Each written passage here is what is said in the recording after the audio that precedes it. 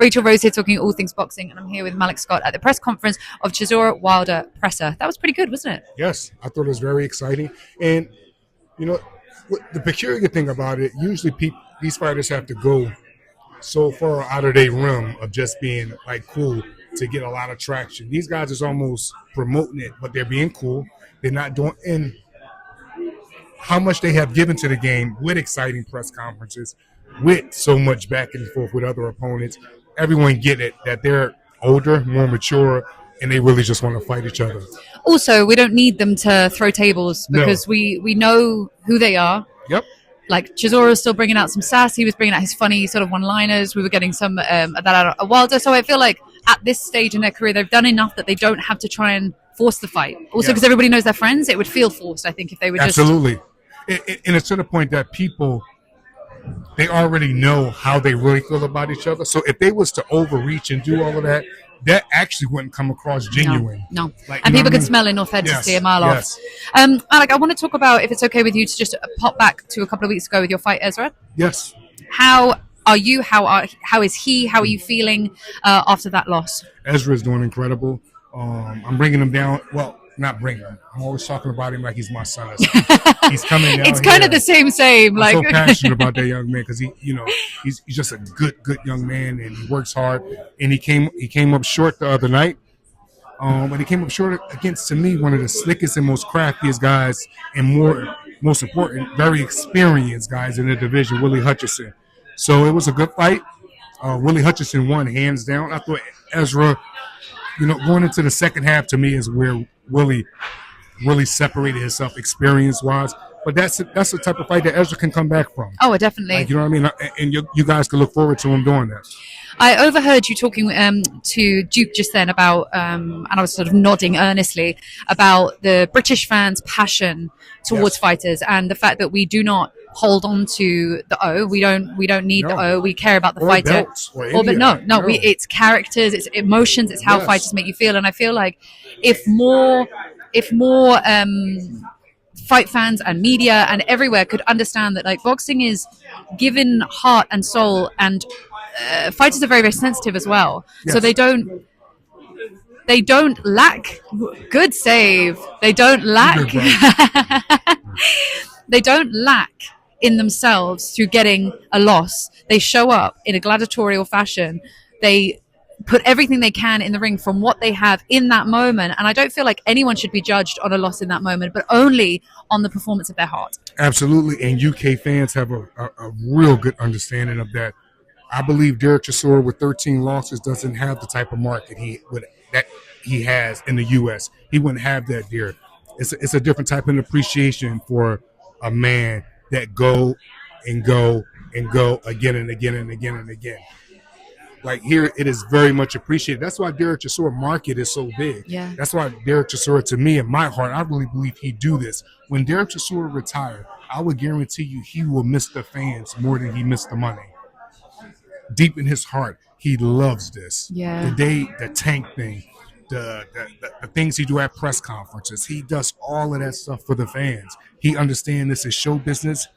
He have people he have to entertain, and he do his job. Yeah, he very much does, and it creates the weight of boxing, the storytelling of boxing, the way that we love boxing. And obviously, you are a boxing purist and a boxing expert. The way that you break down things on your social media, I always really love. Yes. Where you take a moment and you explain how it was executed. You explain how they do it, because I think those nuances can get lost in some of these experiences. Because if you don't know boxing at its purest, most technical level, you might look at it and just be like, wow, that was cool, but you don't understand what went through training and IQ and understanding to get to the point to create that setup. And I just think it's just such a magic.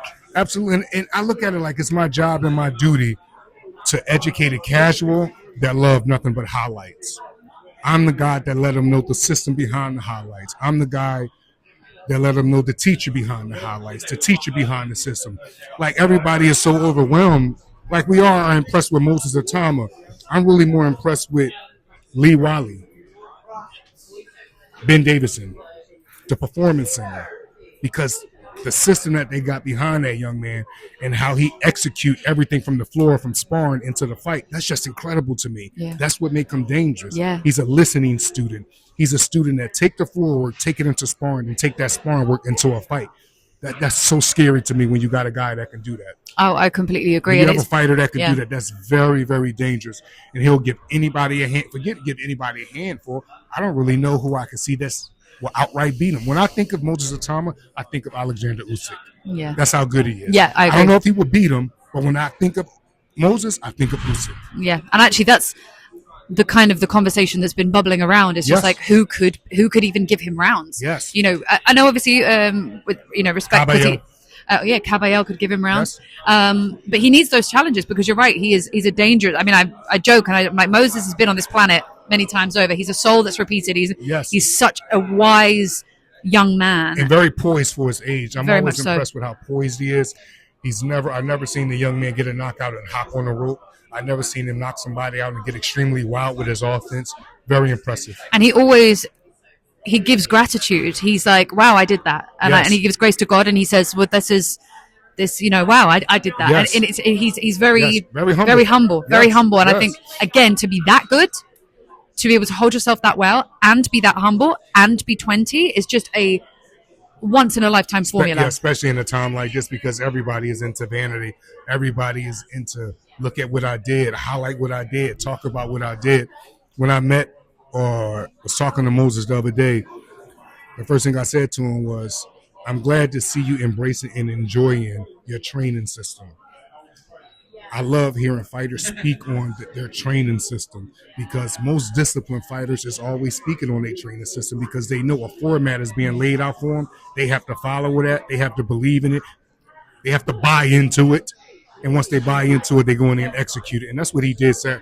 I was very impressed. Yeah, I was too. I was very excited as well for what could be next, whilst also apprehensive of, oh my gosh, what could be next? Because he's that good, and it's understanding how where they could take him next effectively. Just to come back, sorry, I just want to jump back to the highlight, you explaining to the casual fan the method behind the highlight.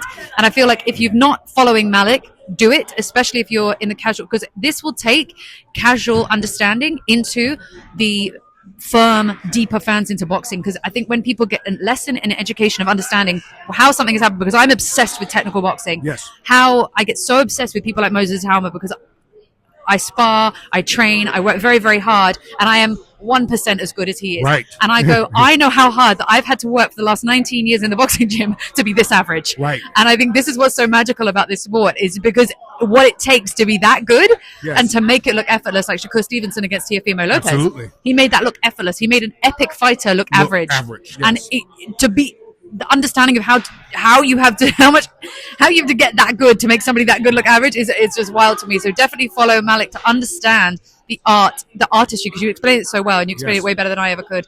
And I feel like that's such a beautiful gift that you're giving the boxing world, because you do it in a way that's digestible as well. Absolutely. And thank you. I just believe let's use Shakur and Teofimo. I think people should stop focusing on how bad Teo was that night and focus on he was only that bad because of how good Shakur is. Amen. Like, I think Franklin was only that how he looked the other night because of Moses Atama. Agreed. It's not that Franklin is a bad fighter. A lot of times fighters is great, but they come in the ring with fighters that's even better. Yeah. And they come in the ring with fighters that's better, that listen to their corner, that believe in the game plan. I think the hardest thing in the world to do for fighters is follow directions. I think fighters will work hard all day. I think fighters will do any exercise you ask them to do. But I think what fighters won't do is live right outside of the gym. And to bring Ezra Taylor back up, that's, to me, his biggest gift, his most important gift, his outside life. Ezra trained extremely hard in the gym. But his outside life and how he take care of his body is the most impressive thing. And 95% of fighters that's in this game, they outside life don't match their hard work in the gym. Even some of the successful ones, unfortunately. But I believe the Bernard Hopkins of the world, the Marvin Haglers of the world, fighters that was able to fight until they was almost 50 years old, it's only because they took care of their body. They lived the life of a warrior outside, like Alexander Usyk, who's considered what he's considered right now. I think it's an advantage. I think it's a gift to be able to live the life of discipline outside the ring the way that you do inside the ring, meaning gym. You can work hard all you want. To me, working hard in it, everyone is working hard in the gym. You go on your phone, I see people that's not even boxers working hard than boxers. Fighters is doing 80 punch combinations on pads, 400 minutes with their strength and conditioning coach, this, that, and the third. They leave the gym and they don't work as hard outside the gym with discipline how they do in the gym. And that's one of the main reasons I still and will always believe in Ezra Taylor, because he's a young man that really lived his life outside the gym. And that comes back as well, too, is that, what is the saying? Talent beats hard work when hard work. Thank you. Yes. Yeah, that's the one. Yes. Yeah. So basically, you can be talented, but if you're not giving that 100 in all the aspects of your life, because this sport is the hardest thing, but it is the most beautiful thing. But it needs everything from you. Right. And I feel like it's definitely, you see it in the ebbs and flows. You see Absolutely. it also in back and forth. And now you want to know something to it. That don't mean you're going to live right outside the gym and you still may not lose a fight. But that means you're giving yourself every opportunity, the best opportunity to be successful. I agree. And I think in a fight or in a sport that could end up taking your life, you should take it that serious that forget inside the gym. What you doing on the outside? Are you getting good rest? Are you getting your recovery? Or do you have a nightlife? Are you smoking and drinking with your friends? How many girls you hanging out with? What you doing at night? So many fighters, to me, they suffer from the nightlife. And it feels good to train a fighter that it's just opposite of that. I'm never worried about Ezra on the outside of the gym. So he'll be back and better because he has all the tools to be something that I believe he's going to be in the future. That's a world champion. Malik, I'm not going to take up too much more of your time because you've got a lot of people who've wanted to talk to you and have already spoken to you today. But thank you. It's been really, really lovely to talk to you, especially because I am a complete boxing nerd. I love this sport so much. You got to send me messages on Instagram so we can go back and forth on the craft. Absolutely, I will. Because I always say, I always want to be in a room where I am the least knowledgeable because it means I'm a sponge. I will always learn and I will always grow. Amen. And this is why I feel so blessed. Like I was training with Frank Greaves this morning at Ring Gym because I'm shooting a series with DAZN at the moment where I go and train with the fighters. And it's just the biggest joy. Incredible. So I would love to come and thank you so much. Thank you. Yes. Because I have a heart problem, so it meant I can never be a fighter. So I've had to go on this crazy journey to figure out. And that's so dope to still be a part of this noble art. Yeah. God bless your heart. I feel like God put boxing in my heart when I was 18 years old and I couldn't make sense of it until the last few years when I did actually fight in 2022, and then I decided to be a coach because I was like, right, okay, I'm supposed to be in this sport.